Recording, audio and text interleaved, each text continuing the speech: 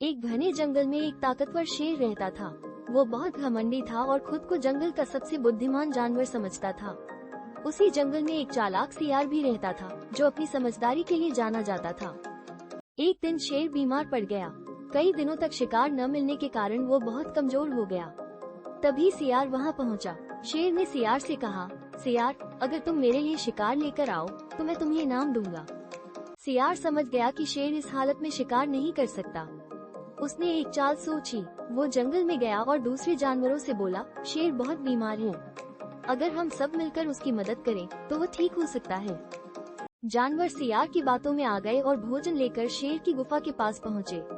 जैसे ही शेर ने जानवरों को देखा, वो खुशी से दहाड़ने लगा। जानवर डरकर भाग गए। सियार दूर खड़ा ये सब देख रहा था। शेर ने सियार से कहा, तुमने अच्छा काम किया। सियार मुस्कुराया और बोला, महाराज, बुद्धि ताकत से बड़ी होती है।